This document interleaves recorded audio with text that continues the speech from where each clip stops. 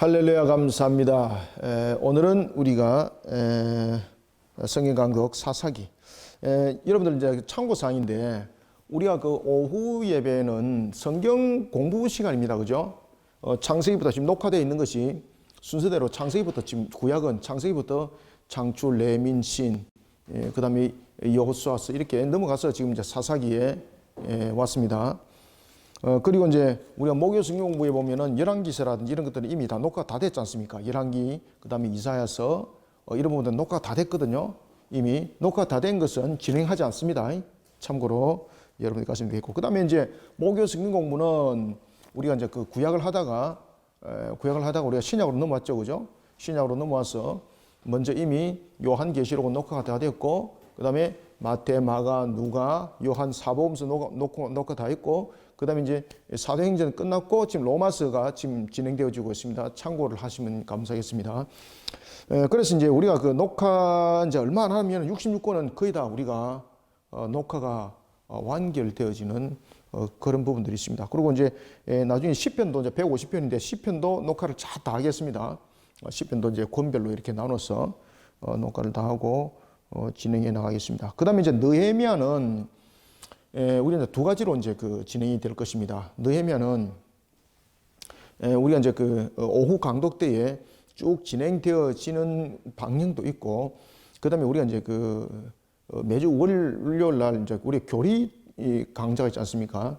이것이 이제 세 과목으로 늘어나죠. 2기 때는 이제 느헤미야가 이제 들어오게 되는데, 그때에 이 부분들을 부분적으로 녹화를 할까 지금 생각 중에 있습니다. 그래서 그때는 이제 이런 성경 공부식으로 쫙 내려오는 것이 아니라 이제 여러 가지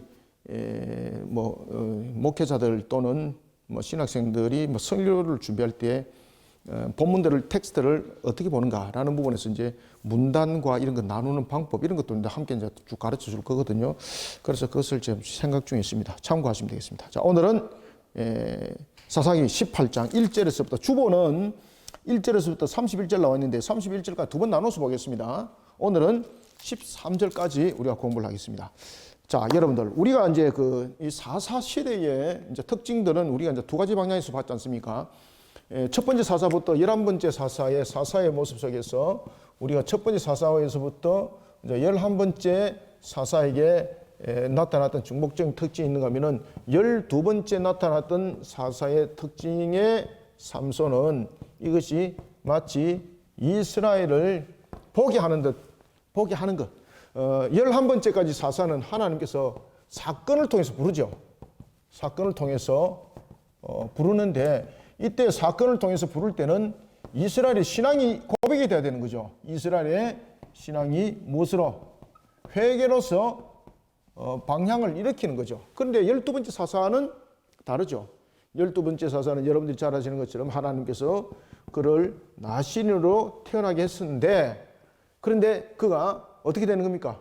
우상 문화와 그리고 또한 우상 숭배 속에 그가 만연해져 있는 그런 모습, 마치 이스라엘의 모습과 같았습니다.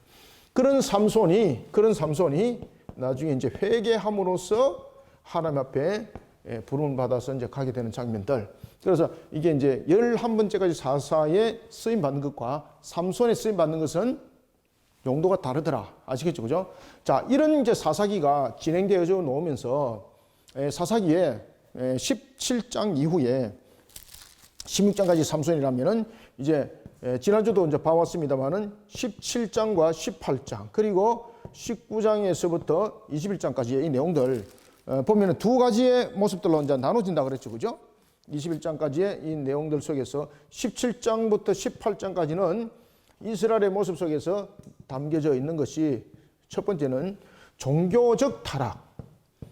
얼마나 이들이 종교적으로 타락했는지를 나타내주고 있고 사사시대입니다. 그 다음에 두 번째는 무엇입니까? 윤리적, 도덕적으로 이들이 얼마큼 타락했는지를 조명해주고 있습니다. 자, 이때 보면은 17장과 18장 그리고 19장과 20장에서 두 가지의 이 타락 사건을 다룰 때에 중복적으로 요 속에 등장하는 지파가 있습니다. 등장하는 사람들이 있습니다. 어느 지파 사람일까요? 예? 다한지파 아닙니다. 레위인입니다. 레위인. 레위인. 레위인입니다. 17절부터 18장까지는 한 레위인이 제사장도 아니면서 이제 제사장 행사하고 뭐 그런 것들이 있죠. 그죠? 자신이 이제 예루살렘, 뭐 에브라임 이런 산지들을 돌아다니면서 자신의 녹을, 자신의 생활의 바탕들을 찾아가는 모습을 볼 수 있고, 그 다음에 이제 19장부터 21장까지는 보면은 여러분, 레위인이 첩을 내리고 있었다. 이게 하나님께서 레위인을 하나님의 기업으로 삼았지 않습니까? 그런데 이 레위인은 첩을 뒀다는 이야기예요. 그죠? 레위인의 역할들은 뭡니까? 하나님의 전에서 수종 들고, 이 역할들인데 첩을 뒀다는 것은 육신을 앞섰다는 것이고, 또한 첩을 뒀다는 것은 뭡니까? 하나님께서 명하신 그 법을 온전히 지키지 않는 자였다. 이러면서 이제 도덕적으로 윤리적으로 타락하는 속에 두 공통점은 다 레위인이 등장을 하고 있더라는 것입니다. 그러면 자, 이 사사시대에서 중심점이 하나가 있습니다. 그것은 뭔가 하면은 사사시대에 전체적으로 신앙에 있어서 병들었던 모습이라고 우리가 볼 수 있는 것 아니겠습니까? 그러면 신앙으로 병들었던 가장 큰 근원이 어디로부터 출발했겠습니까? 신앙적으로 바로 이끌어가야 될 레위인들이 문제가 있었다는 이야기입니다. 레위인들이. 느헤미야가 종교개혁을 일으킬 때에 제일 먼저 종교개혁을 어디로부터 일으킬까요? 성전부터 일으킵니다. 성전부터. 그죠? 신앙의 정신과 신앙의 흐름, 이런 부분들은 전부 다 성전으로부터 흐르는 거죠. 그죠? 그러니까 이 느헤미야를 보면요, 아주 우리가 이 여러 가지 부분에서 모범적인 사례를 우리가 잘 볼 수가 있습니다. 그 느헤미야 이제 공부할 때 제가 이제 조금 더 상세히 말씀드리면은 여러분들이 많은 도움이 될 것입니다. 자, 이런 속에 오늘 18장을 우리가 이제 공부를 하겠는데, 18장에 보면 이제 다한 지파에 대해서 내용들을 다루고 있습니다. 12지파 가운데서 여전히 자신의 하나님께서 허락하신 이 기업을 차지하지 못한 한 지파가 있었는데, 그 지파가 누굽니까? 다한 지파입니다. 다한 지파. 자, 여러분들, 삼손이 그 고향이 어디였어요? 그 소라 땅이었죠. 소라 땅. 오늘 본문에 이 소라 땅이 등장합니다. 그리고 이 다한 지파들이 기가 막힌 것은 하나님께서 자신들에게 허락하신 그 기업을 신앙으로 그들이 다른 지파처럼 차지하지 않습니다. 눈으로 보고 판단하여서 그들이 물러나 버립니다. 특히 이 다한 지파가 하나님으로부터 허락받았던 이 기업의 땅이 어디 있는가 하면은 이 속에 이제 주류를 이루고 있는 이방인들이 있었는데, 그 이방인들이 누구였을까요? 아모리 족속들입니다. 아모리 족속 만만치 않죠, 그죠? 그래가지고 이 다한 지파가 하나님께서 허락하신 기업에서 그들이 기업을 차지하는 것이 아니라 아모리 족속에게 쫓겨가지고 그들이 어디로 갑니까? 산지로 가게 됩니다. 산지로.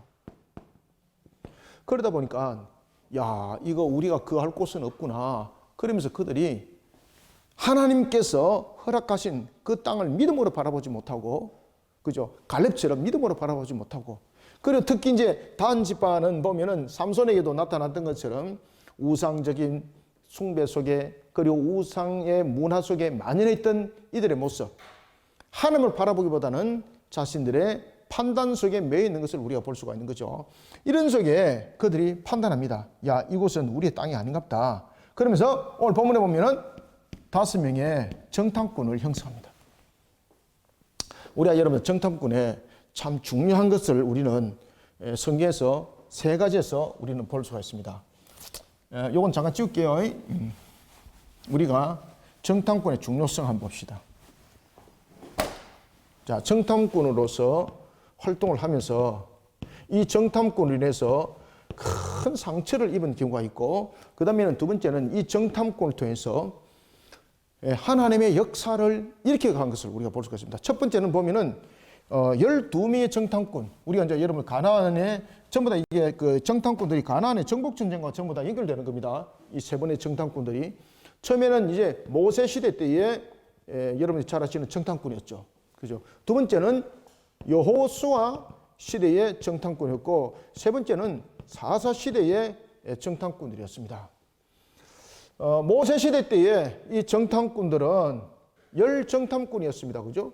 12명의 정탐꾼 가운데서 10명의 정탐꾼들은 불신으로서 백성들로 하여금 하나님을 원망하게 만들었고, 불신으로서 하나님을 원망하게 만들었고, 이 가운데서 2명의 정탐꾼이었던 누구였죠? 여호수아와 갈렙. 여호수아와 갈렙은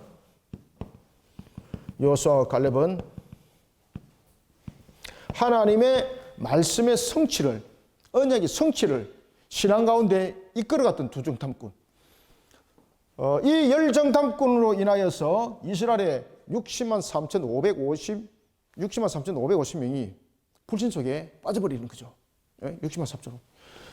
이 부분들을 통해서 우리가 기억해야 될 것은, 하나님의 말씀을 믿어 순종하지 못하고 사람의 눈으로서, 자신들의 판단으로서 판단했을 때는 하나님께서 명하심, 하나님의 약속하심이 온전히 바라보여지겠습니까? 바라보지 않습니다. 왜 그런가 하면 하나님은 무한성이지 않습니까? 우리가 가지고 있는 것은 유한성이잖아요. 그 유한한 한계를 가지고 무한하신 하나님의 약속을 자신들이 판단해 버렸습니다.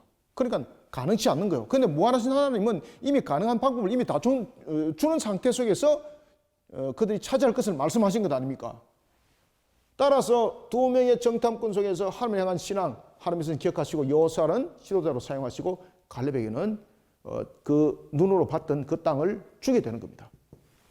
그런가 하면 여호수아 시대 때는 2 정탐꾼이 있었습니다. 이 2 정탐꾼은 여러분들이 너무나도 잘 아는 바로 여리고성의 정탐꾼이었습니다. 여리고성에 2명의 정탐꾼이 있었는데, 이 정탐꾼 가운데서 한 명이 누구였습니까? 살몬이었죠, 그죠? 살몬이 누가 결혼합니까? 기생 라합과 결혼하죠. 이 기생 라합과 결혼해서 누가 태어납니까? 보아스가 태어납니다. 보아스가. 그리고 이 보아스는 누가 또 결혼합니까? 룻과 결혼하고, 이 속에서 오벳이 태어나고, 그죠? 그 다음에 오벳이 맞죠, 그죠? 오벳하고 그 다음에 이제 이새가 태어나죠, 그죠? 이새가 태어나고, 그리고 그 후손들이 이렇게 태어나죠. 그리고 이제 다윗 혈통들이 이렇게 이어지는 것을 우리가 볼 수가 있습니다. 이와 같이 우리가 2명의 정탐꾼, 여호수아와 갈렙, 그리고 어떤 살몬을 비롯한 1명의 정탐꾼, 점점 더 하나님께 영광을 돌렸던 신앙 가운데에 세워졌던 정탐꾼들의 역할들, 그로 인하여서 또한 하나님께서 2 정탐꾼, 1명의 정탐꾼 축복하신 걸 분명히 볼 수 있죠. 그죠? 그래서 정탐꾼으로 쓰임받을 때 참 중요합니다. 그저 가서 구경만 하고 오는 것이 아니라 이 하나님으로부터 축복받았던 정탐꾼들의 공통점들이 무엇이었습니까? 신앙으로 반응하는 것이었습니다. 그런데 불신앙으로 반응하는 그들에게는 60만 3,548명, 60만 3,550명 가운데서 여호수아 갈렙을 뺀 2명, 60만 3,548명은 어떤 결과가 초래됐나요? 광야에서 전부 다 자연사가 아니라 광야에서 하나님의 징계에서 죽임을 당하는 겁니다.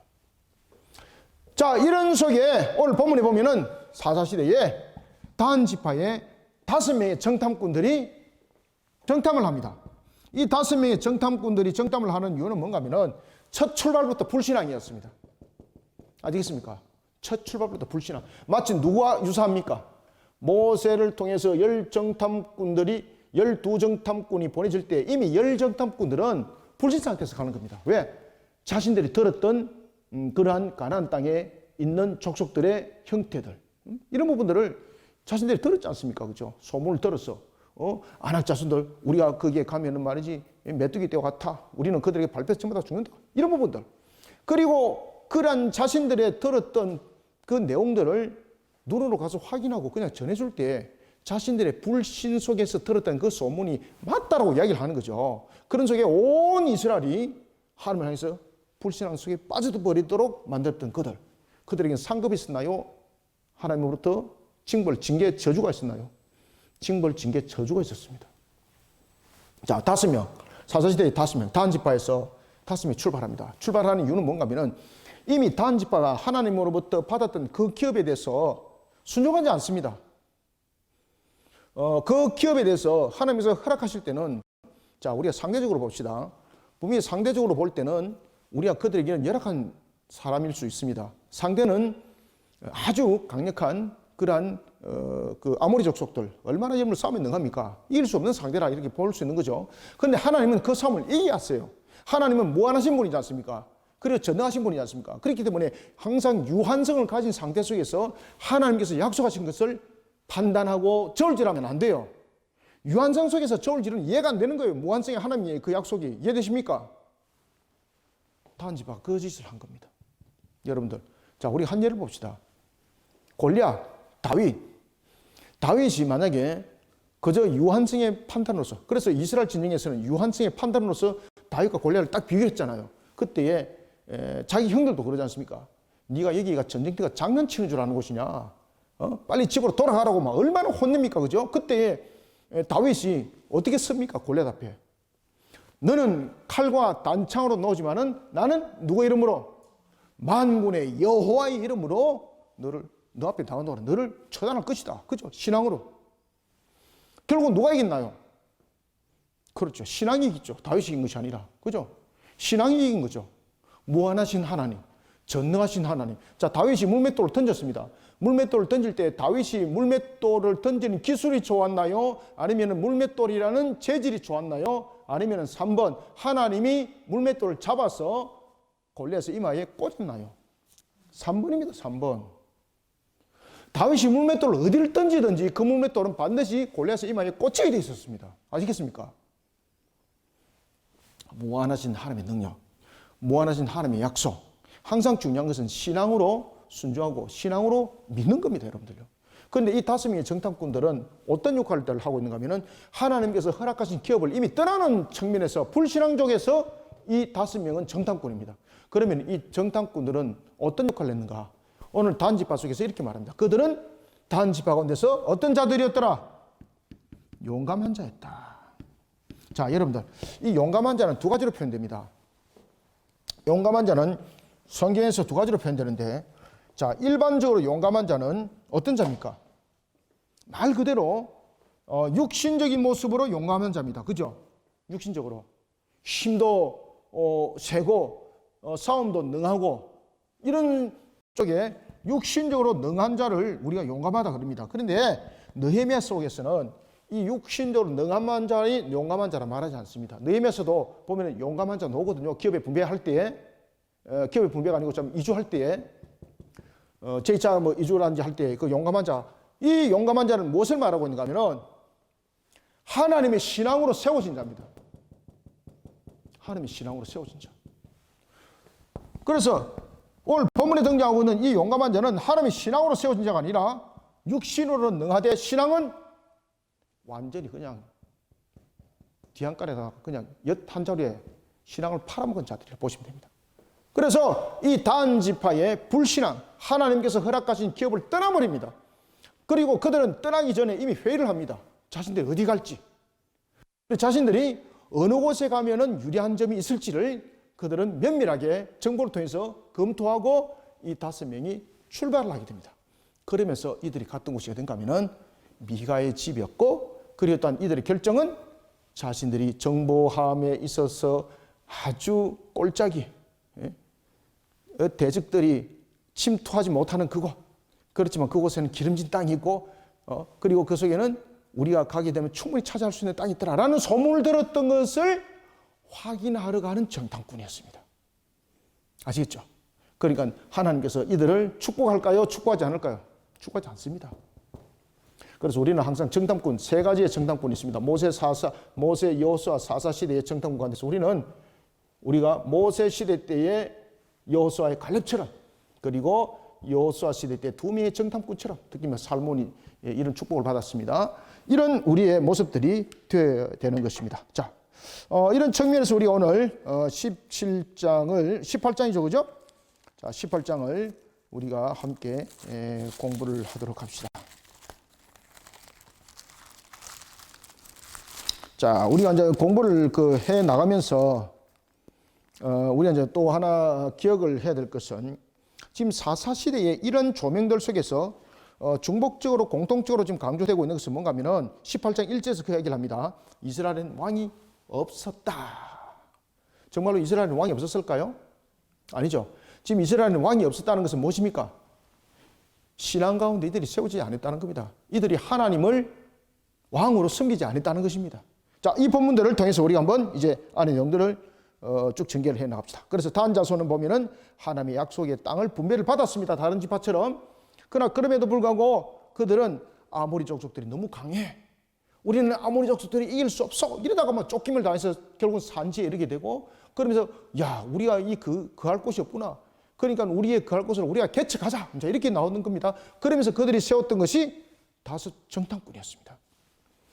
그런 가운데 이제 사고를 치게 됩니다. 그러면서 이들이 북쪽까지 그들이 땅을 조사하게 되고, 결국 이 단지파가 한 분류는 남쪽에 하나님께서 허락하신 그 기업에 남고, 남은 분류들은 전부 다 어디로 갑니까? 북쪽으로 올라가 버리는 거예요.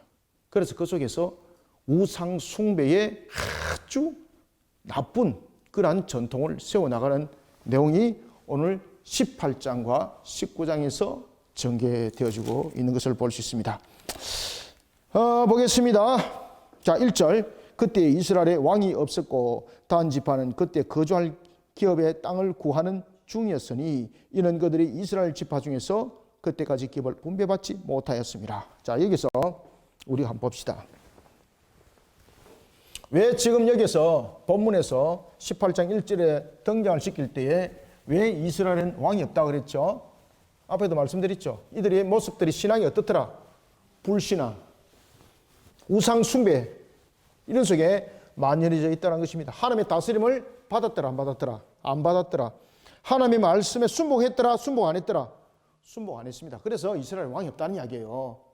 기업에 대해서 하나님께서 말씀하셨습니다. 그런데 그 기업을 그들은 하나님께서 주심을 믿지 못했다는 것입니다. 따라서 이스라엘에 왕이 없다는 것은 이스라엘에 왕이 없다 이라는 것은 첫 번째 이들의 불신앙을 먼저 설명하고 있고, 그 다음에 왕이 없다라는 걸 통해서는 하나님께서 허락하신 그 기업을 통해서도 그들은 신앙 가운데 온전히 세우지 못하였고 라는 부분들을 설명하고 있습니다. 그 다음에 기업뿐만 아니라 이들 속에 나타나고 있는 건 왕이 없다는 것은 하나님을 향한 불신앙뿐만 아니라 그들은 하나님의 말씀에 어떻게 합니까? 불신뿐만 아니라 불순종이 그 속에 함께 있다는 것을 우리가 볼 수가 있습니다. 하나님 말씀을 믿지 않는 겁니다. 왕은 다스림이잖아요. 다스림. 그죠? 왕은 다스림이지 않습니까? 그 다스림에 불순종하는 거예요. 다스림 불순종하는 거예요. 그건 왕이 없다는 것이죠. 그런데 하나님께서 말씀하신 것에 대해서 순종하지 않는 거예요. 자, 그런가 하면은 단지파는 그때 거주할 기업의 땅을 구하는 중이었더라. 여러분들, 자, 하나님으로부터 주어진 기업의 분배를 받은 땅, 이것을 그들은 포기했다 이 말입니다. 기업을 포기했다는 거예요. 왕이 없더라. 이 부분에서 자신들의 이 기업에 대해서도 하나님께서 허락하신 그 기업에 대해서 말 그대로 하나님의 나타나심 그리고 하나님의 일하심 이것을 믿지 못하는 것이 되는 겁니다. 특히 이제 단 지파는 하나님께서 허락하신 이 기업에 대해서 아직까지 기업을 얻지 못했더라라는 것은 분배를 받지 못했다는 것은 분배는 이미 받은 것 아닙니까? 분배받지 못했다. 기업의 분배는 이미 받은 거잖아. 그죠? 그런데 분배받지 못했다는 것은 단 지파가 기업에 대해서 지금 어떤 행동을 하고 있는가 하면은 하나님께서 허락하신 그 기업을 어떻게 했다? 그렇죠.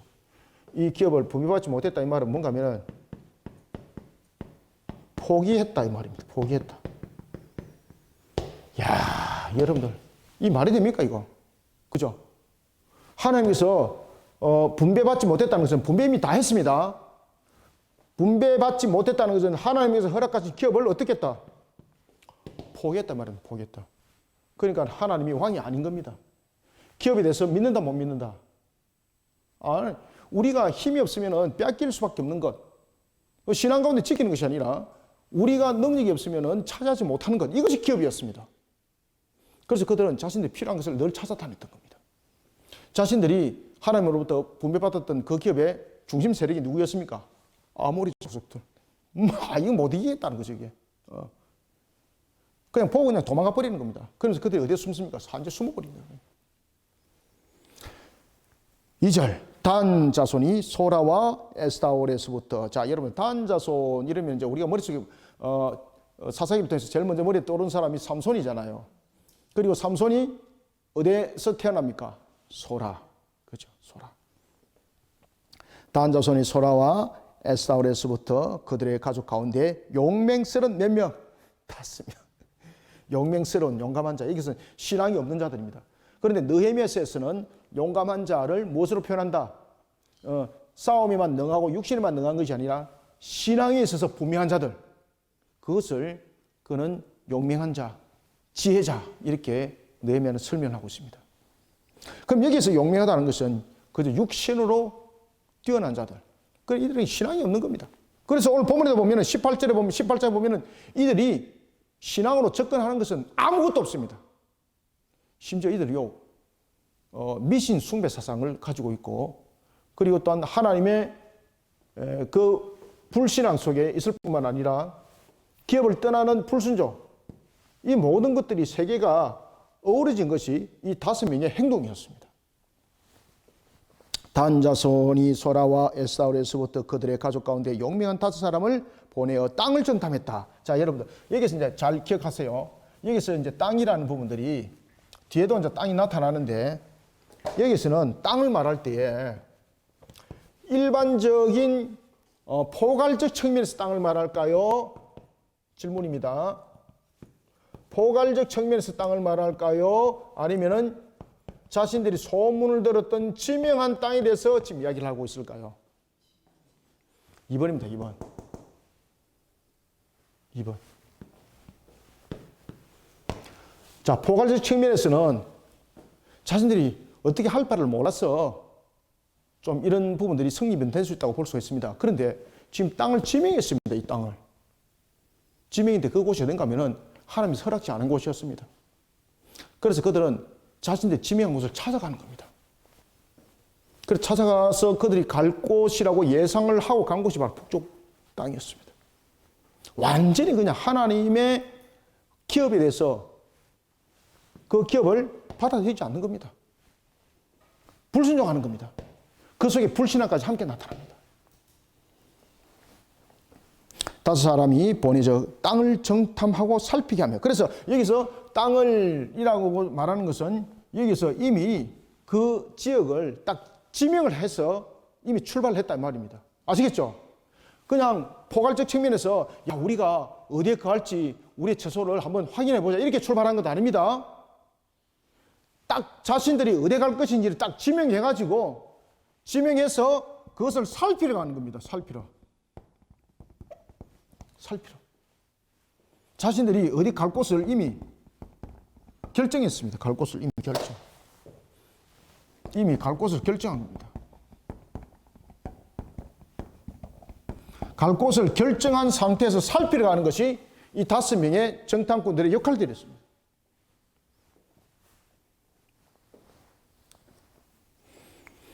분배받지 못한 것이 아니라 이미 분배받은 것, 그들이 포기해버렸습니다. 왜? 자신이 마음에 안 든다는 거죠. 아무리 족속하고 싸워서 우리 이길 수 없는데 왜 하나님께서 이곳에 줬냐 이러면서 불평하고, 야, 우리는 이런 곳에서 있을 이유가 없어. 그러면서 자신들의 소문을 들었던 것을 가지고 회의를 했습니다. 그리고 결정 짓습니다. 야, 우리 북쪽 가자. 어디 갈지를 지명을 딱 했습니다. 그리고 자신이 갈 곳을 지명하고 5명을 뽑아서 살피러 보내는 겁니다. 우리가 들었던 소문이 맞는지 한번 확인해 보자. 마치 모세시대 열정탐꾼들처럼 말입니다. 5사람을 보내어 땅을 정탐하고 살피게 하며 그들에게 이르되 너희는 가서 땅을 살펴보라. 자, 여기서 이제 땅은 지명을 이미 했다 그랬죠. 그래서 이 땅에 정관사가 세워집니다. 정관사. 정관사가 세워집니다. 그 땅. 이미 딱 지도 펴놔놓고 딱 집어놓고 그 땅을 말하는 겁니다. 지금. 너희는 가서 땅을 살펴보라 하며 그들이 어디를 갔다? 에브라임 산지에 가서. 그러니까 여기 이제 지나가는 스쳐가는 자 지난 과정들입니다. 에브라임 산지에 가서 미가의 집에 이르러 거기서 유숙하니라. 3절.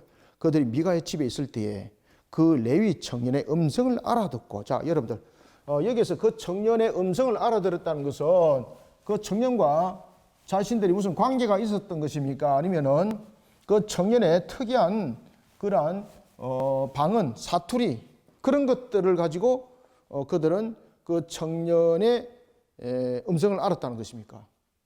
그들이 그 이전부터 알던 사이였나요? 첫 번째. 아니면은 그 청년의 방언이라든지 그 청년의 어떤 의견을 통해서 이 사람이 에브라임 산지 사람이 아니네 이렇게 알았나요? 2번입니다. 2번 후자. 자, 여기에서 미가의 집에 있을 때에 레위 청년의 음성을 알아들었다는 것은 이 미가 집에 있는 이 청년이라는 것은 바로 이제 그 미가로부터 고용을 받아가지고 레위인인데 제사장이 된 사람이죠. 그 청년의 음성을 들었다는 것은 이것은 뭔가면은 그들의 청년의 음성을 듣고 그들을 알았다는 것은 오늘 본문에 보면은 음성을 알아듣고라는 것은 방언, 사투를 쓴 거죠. 상언. 에브라임 산지에서 지금 어디 방언을 쓰고 있습니까? 지금 에브라임 산지에서 베들레헴 방언을 쓰고 있는 겁니다. 베들레헴. 그걸 다스미 볼 때는 이 레위인인데 에브라임 방언을 써야 되는데 베들레헴 방언을 쓰고 있는 거예요. 이게 뭐지? 이제 이렇게 된 겁니다. 자, 3절. 그들이 미가의 집에 있을 때에 그 레위 청년의 음성을 알아듣고, 여기서 알아들었다는 것은 에브라임 산지의 방언을 쓴 것이 아니라 어디 방언을 썼다고요? 그렇지, 베들레헴 지역의 방언 또는 그 의향을 썼던 것을 기억하는 겁니다. 우리도 보면 왜 다른 지역에 가면은 우리가 쓰는 사투리가 있잖아, 그죠? 우리가 뭐 서울 갖고 뭐 서울은 끝만만 올리면 됩니다 이래가지고 서울은 끝만만 올리면 되죠? 뭐 이렇게 한다고 한들 표가 나는 거지 않습니까? 그죠? 똑같은 거예요, 여러분들 아시겠습니까? 3절. 그들이 미가의 집에 있을 때에 그 레위 청년의 음성을 알아듣고 그리로 돌아가서 그에게 이르되 누가 너를 이리로 인도하였으며 네가 여기서 무엇을 하며 여기서 무엇을 얻었느냐 하니. 그래, 이 5명이 가지고 있는 것이 미신적 요소, 불신앙적 요소, 우상 숭배를 떠나서 정말로 하나님을 회방하는 그런 속에 세워진 자라는 것을 우리가 인식할 수 있습니다. 알 수가 있습니다. 이 레위인도 한번 보십시오. 4절. 자신이 지금 여기서 사역을 하고 있나요? 고용됐다 말하나요? 고용입니다. 고용. 그러면은 고용이라는 것은 어떤 조건이 부여됐을 때는 자리를 옮길 수 있는 것이 고용이죠. 그죠? 여러분, 제사장이 고용입니까? 사역입니까? 레위인이 고용입니까? 사역입니까? 사역입니다. 고용이 아닙니다. 지금 이 레위인이 가지고 있는 것은 고용이라는 뜻을 가지고 있습니다. 이게. 그러니까 하나님을 향한 어떤 제사장의 위치와 직분도 되지 못하지만은 이 사람이 가지고 있는 기본적 신앙이 사사시대에 레위인들이 가지고 있는 이 보편적 신앙들이 바로 이랬습니다. 그래서 19장에 보면은 사건을 칠 때에 레위인의 첩의 사건이 터진 것도 이런 유사한 형태를 가지고 있었던 겁니다.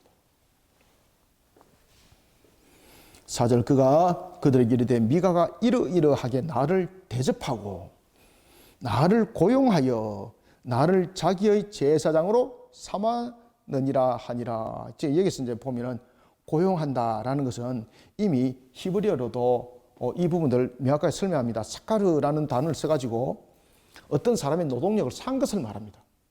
그래서 이 고용은 사역이 아닙니다, 지금. 사역이 아닙니다. 어떤 대가를 주고 그 사람을 샀다는 뜻입니다. 그러면은 내가 제사장으로서, 레위인으로서 제사장이 어느 집이든 간에 돈만 좀 더 주고 나에게 처우 개수만 확실히 해준다면은 나는 갈 수 있다는 뜻이죠. 그죠? 그게 공용인들의 모습이잖아요. 근데 여러분이 잘 아시는 것처럼 레위인들이 그리고 또한 제사장들의 역할들은 무엇입니까? 하나님께서 그들을 기업으로 삼은 거지 않습니까? 오직 하나님을 섬기는 일에 하나님을 섬기는 일에 고용이 될 수 있나요? 아닌 것이죠. 그래서 이 속에 자신은 지금 말 그대로 사카르라는 단어를 딱 쓰면서 어떤 사람이 나의 노동력을 샀다고 이야기하는 겁니다. 그러면 다른 사람이 나에게 조건을 더 좋은 조건으로 내 노동력을 사갈 수도 있다는 이야기예요. 지금 이 사카르라는 단어를 통해서. 아시겠죠? 그죠? 사카르라는 단어를 딱 쓰고 있습니다. 5절 그들이 그에게 이르되 청하건대 우리를 위하여 하나님께 물어보아서 우리가 가는 길이 형통할는지 우리에게 알게 하라니. 그러니까 자 여러분 보십시오. 5명의 정탐꾼들이 아주 이 5명의 정탐꾼들도 샤머니즘적 요소를 가지고 있죠. 왜 그런가 하면은 우리가 왜 점친다 그러잖아요. 그죠? 뭐 사주팔자 본다든지 뭐 이런 것들. 그 다음에 내가 좀 운세가 좋지 못하는데 내 운세가 좀 좋게 되도록 좀 해달라 뭐 이런 것들 있잖아요. 그러면서 이제 구슬해야 된다 이런 것들이 미신 샤머니즘 속에 나타나는 거잖아. 그죠? 오늘 본문의 5명이 딱 그런 식입니다. 우리를 위하여 하나님께 물어보라는 것은 이들이 여호와의 신앙이 있는 것이 아닙니다. 여호와를 지금 무엇으로 보고 있습니까? 미신적 요소로 보고 있는 겁니다. 자신들이 지금 가는 곳이 북쪽이잖아요. 그러면서 북쪽으로 가다 보면은 자신들이 어떤 사고를 당하여서 돌아오지 못하는 경우도 있을 것이고 자신들이 예상하지 못했던 대적을 만나서 죽임을 당할 수도 있는 것 아니겠습니까? 그럴 때에 이들이 지금 등장시킨 여호와는 뭔가 하면요. 수신으로서 역할입니다. 아시겠습니까? 그러니까 축복을 하여서 그 신이 우리를 지키도록 만드는 하나의 수신의 역할이에요. 여호와 아닙니다. 지금 이거는. 오직 여호와 하나님 한 분만을 지금 섬기는 신앙 속에서 나타냄이 아닙니다. 이거는. 완전히 미신적 요소 속에서 지금 여호와를 이용을 하는 겁니다. 그런데 더 웃기는 것은 이 레위인이 그들의 말에 응답합니다. 자, 여러분들, 우리가 민수기에 보면은 한 인물이 등장하죠. 그것은 누구였을까요? 맞습니다. 발람. 발락이 발람에게 뇌물을 주면서 이스라엘을 어떻게 하라? 저주하도록 만들죠. 그러면서 3번이나 저주했지만은 하나님은 그 발람의 입을 오히려 이스라엘을 축복하도록 만들었던 사건 기억나시죠? 오늘 본문에 보면 이 5명의 이 정탐꾼, 이 5명의 이들이 역할들이 뭔가 하면은 마치 그 당시에 발락과 같았습니다. 그런데 이 발락과 같은 그런 모습 속에 있었던 이들에게 동조했던 사람이 지금 보면은 이 레위인이거든요. 이 레위인들은 마치 누가 같았을까요? 발람과 같았습니다. 발람과. 그래서 오늘 본문에 보면은 이 모습들은 마치 5명은 발락과 같았고 그리고 또한 레위인은 누가 같았습니까? 발람과 같았습니다. 그러니까 발락이 발람에게 뇌물을 많이 주니까 발람이 얼마나 저주를 하려고 그러겠습니까? 그렇지만 하나님이 발람이 이를 오히려 축복하도록 만듭니다. 그런데 발람이 나중에 끝에 어떻게 합니까? 발락으로부터 더 많은 뇌물을 딱 받고 이스라엘을 영적으로 어떻게 병들게 하는지 가르쳐 줍니다. 그죠? 그러면서 음행하게 만드는 끈무리를 쳐라. 그걸로 인해서 나중에 정복전쟁을 펼칠 때 여호수아가 발람을 처형시키도록 하죠. 이런 사건들. 자, 오늘 본문에 이와 같은 제사장이라고 세워진 자, 불법적 제사장으로 세워진 그 레위인, 그건 마치 발람과 같은 거예요. 그러면 이들을 잘 축복해주고 이들을 잘 대주면은 다음에 혹시나 이 사람들이 나를 찾아와서 또 더 좋은 조건을 제시를 할 수 있는 모습이 되는 것 아니겠습니까? 이런 식의 그들에게 마음껏 축복을 하는 겁니다. 그런데 여기 딱 들어맞는 거예요.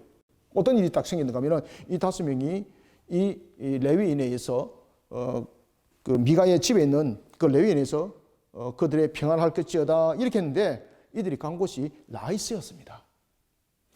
야, 우리가 들었던 소문이 맞구나.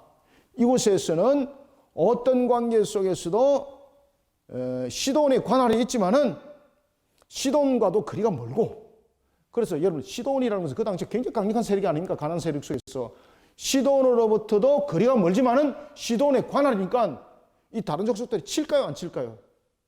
못 치는 거예요. 그런데 시돈도 보면은 자신들의 주력인 성읍에서 또 여기까지 거리가 멀어요. 그래 시돈 입장에서도 이것을 일일이 관리한다는 것이 힘들겠죠. 이런 지역이 라하스였습니다. 라하스. 이런 라이스에 자신들이 가봤는데 자신들이 소문 듣던 그대로인 거예요. 이야, 이거는 우리가 가서 그냥 접수만 하면 된다. 세상 전체 세상에서 얻을 것 못 얻을 것이 없더라. 세상에서 얻을 수 있는 거 이곳에 다 얻을 수 있더라. 그러니까 이 제사장이 우리를 축복한 것이 응했구나. 이제 이렇게 되는 거죠. 그래서 이들이 나중에 자신들의 진영에 돌아가가지고 이 내용들을 이야기를 합니다. 그러면서 이들이 라이스에 가기 전에 어디에 들리겠습니까? 에브라임 산지 미가의 집에 다시 들립니다. 다음 주 보겠습니다. 그래가지고 이 제사장과 드라빔과 신상들을 다 들고 가는 겁니다. 그러면서 하는 이야기가 뭔가 하면은 너는 한 가정의 제사장이 되기를 원하느냐? 아니면은 한 지파, 한 족속의 제사장이 되기를 원하느냐? 라고 말했을 때 그는 한 집보다는 한 지파, 한 족속의 제사장 되는 것이 더 좋은 것이죠. 그래서 그것은 감사하게 단지파의 의견을 따르더라. 그러면서 그 사건들이 다음 주에 터지게 되는 겁니다. 자, 봅시다. 자, 6절부터 봅시다. 그 제사장이 그들에게 이르되 평안히 가라. 너희가 가는 길은 여호와 앞에 있느니라 하니라. 가문이슬. 참 이거 참 사기꾼이죠, 그죠? 여러분들, 미가의 제사장이 지금 에봇을 사용합니다. 그건 제사장이 아니죠. 그런데 제사장이 행동을 합니다. 그러면 그가 이와 같이 여호와의 이름으로 평안히 가라고 말할 수 있나요, 없나요? 말할 수 없는 거죠. 다시 말하면은 본인의 모습 속에서 나타나는 것이 아니라 이가 지금 행한 행동이 미신적인 샤머니즘적인 우상 숭배 요소 속에서 세우신 자로서의 감언이 있을, 그죠? 기복적 부분에서 일컬음 주는 그런 모습 우리에게 전개해주고 있습니다. 7절. 이에 다섯 사람이 떠나 라이스에 이르러. 자, 라이스는 어떤 곳이라 그랬죠? 다한 지파가 거하던 곳으로부터 약 한 170km 정도 떨어진 곳. 와, 제법 많이 떨어졌죠, 그죠? 그리고 이제 그 헤르몬 산 자락에 있는 성읍입니다. 조금 전에도 앞에 이제 말씀드렸던 것처럼 이 지역은 어떤 지역이라고요? 시돈의 관할이었는데 시돈이 직접적으로 다스리기도 멀고, 그런가 하면 또한 다른 족속들이 저 지역은 라이스가 시온